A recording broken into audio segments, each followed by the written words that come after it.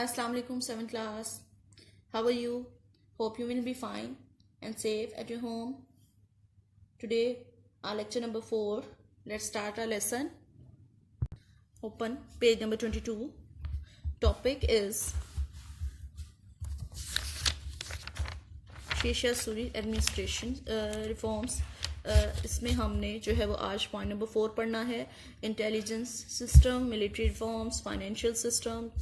ठीक है, अब हम सबसे पहले पढ़ते हैं इंटेलिजेंस सिस्टम. इंटेलिजेंस सिस्टम, इससे पहले हमने जो है वो पंचायत सिस्टम पढ़ा था. ठीक है, और जो है वो पॉलिसिंग सिस्टम पढ़ा था.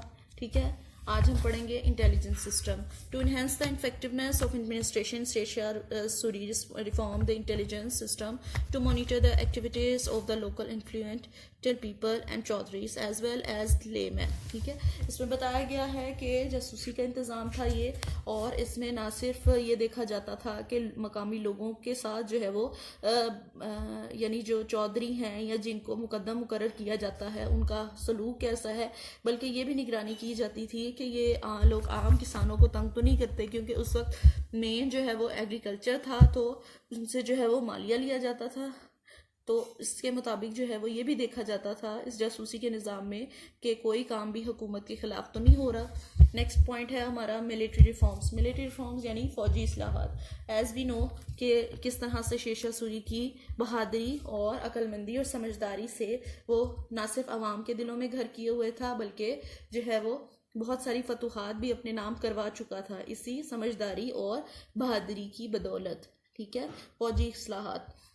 ठीक है, इसमें हम ये कह सकते हैं शेषा सूरी डायरेक्टली सुपरवाइज निज़ाम. शेषा सूरी अपने जो फौज है उसको खुद कंट्रोल करता था. ठीक है, वो खुद निगरानी करता था और उनको फौज को उनकी अहलियत के मुताबिक जो है वो तनख्वाह दी जाती थी. मुल्क के मुख्तलिफ हिस्सों में यानी रियासत के मुख्तलिफ हिस्सों में जो है वो कैंटोनमेंट्स यानी बहुत सारी जो है वो छावनियाँ कायम की गई थी.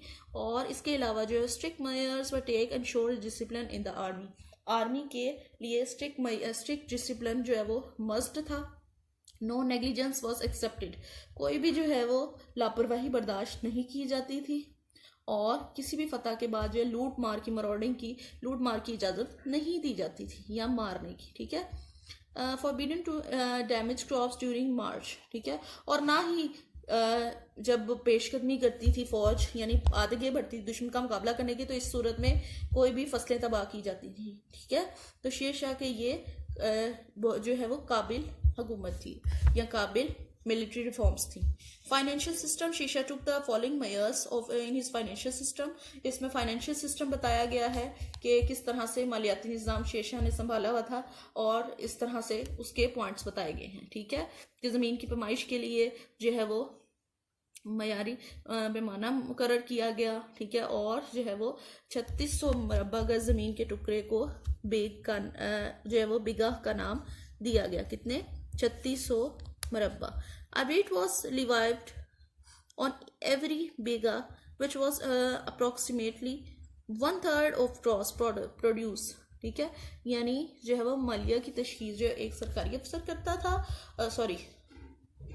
हर बिगा ज़मीन पर शरह मालिया मुकर्रर की हुई थी, और उसका तकरीबन 1/3 पार्ट थी. ठीक है, जिसको वो वहाँ से यानी टैक्स के तौर पर वो वसूल करता था. ठीक है, इसमें ये सारे पॉइंट्स बताए गए हैं. नेक्स्ट पे आ जाइए. Tax and currency system. शेषा Suri paid special attention towards streaming the currency system to solve the problems of payment in import and export. शेषा सूरी ट्रेड सिस्टम में जो है वो करेंसी को इम्प्लीमेंट करने का जो है वो करने की तरफ उसने तवज्जो दी. सबसे पहले उसने जो है वो तांबे के यानी हीलिंग करेंसी उसने पहले गोल्ड के बनाए, और हीलिंग करेंसी विद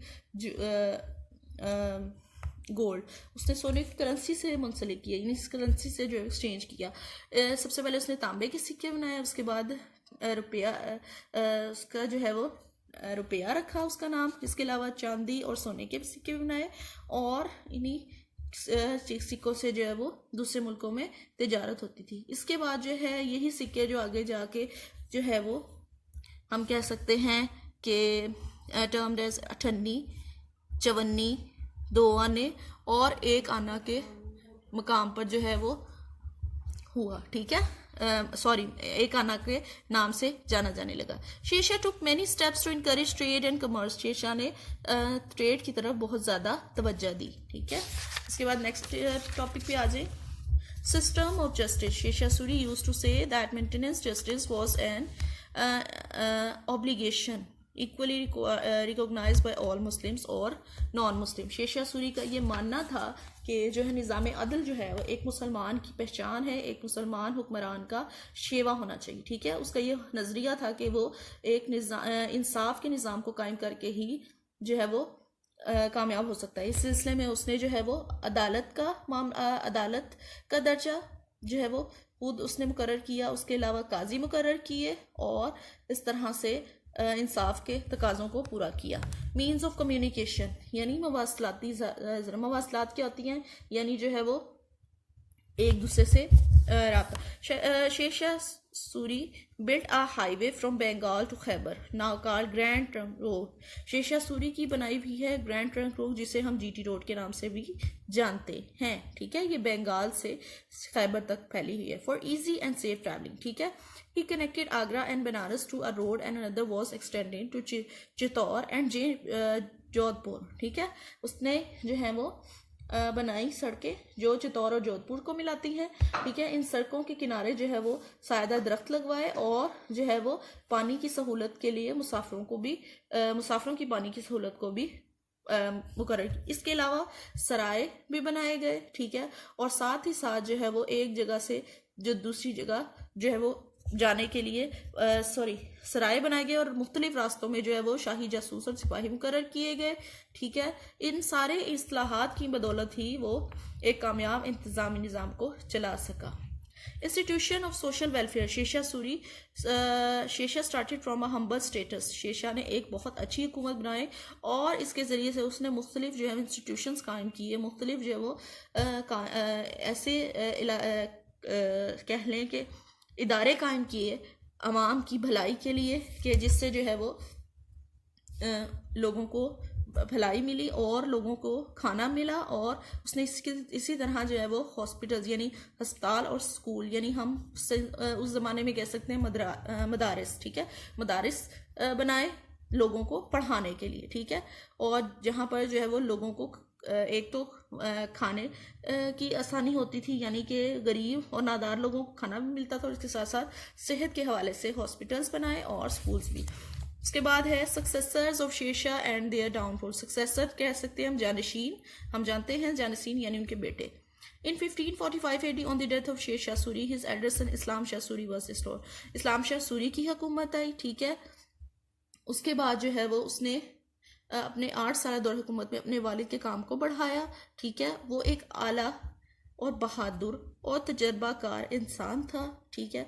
उसने भी कई जो है वो इलाकों में बगावतों को कुचला और इंतज़ामी निज़ाम अच्छे तरीके से चलाया, ठीक है। इस्लाम शाह सूरी की वफात के बाद उसका 12 साला बेटा फिरोज शाह सूरी उसका जानशीन बना, और लेकिन जो है वो उसके फिरोज शाह सूरी को जो है वो कत्ल करवा दिया गया उसके एक मामू ने। और उसके बाद आदिल शाह की हुकूमत आई, ठीक है। आदिल शाह के नाम से उसके मामू ने हुकूमत की। Adil Shah was a timid person. Adil Shah एक जालिम हुक्मरान था और जो है वो हुकूमती मामलात को नहीं चला सकता था। इस ज़माने में जो है वो रियासत के मामलात ख़राब हो गए और इन पंजाब में जो है सिकंदर सूरी डिक्लेयर्ड हिमसेल्फ, सिकंदर सूरी की हुकूमत आ गई। इन सारी चीज़ों का जो है वो बेनिफिट जो हुमायूं ने उठाया, यानी हमने पढ़ा था कि हुमायूं जो है वो एक काफ़ी लंबे अरसे के बाद ईरान से वापस आया और उसने अपनी हुकूमत को कायम किया। इस दौरान जो है शेरशाह की हुकूमत रही और उसके बाद जो है वो आदिल शाह की हुकूमत रही। लेकिन इन सारी चीज़ों ने हुमायूं को मजबूर किया, यानी हुमायूं को उभारा कि वो जो है वो आके हुकूमत करे। He first defeated Sikandar Shah Suri in Punjab and then advance to capture Delhi and Agra.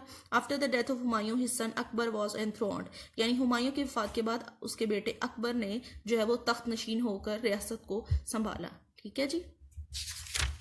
इसके साथ ही हमारा आज का लेसन ख़त्म होता है। आपने इस लेसन के साथ जो है वो अपना सवाल नंबर 6 याद करना है, ठीक है। और इसके साथ साथ इस चैप्टर की एक्सरसाइज को भी करना है। सबसे पहले आपने जो टॉपिक मैंने आपको पढ़ाया उसका डिक्शनरी वर्क करना है, सवाल नंबर 6 क्वेश्चन नंबर 6 याद करना है, एंड देन इसकी एक्सरसाइज को खुद से सॉल्व करना है, ठीक है। आपको एक्सरसाइज नजर आ रही है, आपने खुद से इस पूरी एक्सरसाइज को सॉल्व करना है, ठीक है। अपने लेसन को अच्छी तरह से याद करना है, अपने सारे क्वेश्चंस को अच्छी तरह से याद करना है। अपना बहुत सारा ख्याल रखिएगा। अल्लाह हाफ़िज़।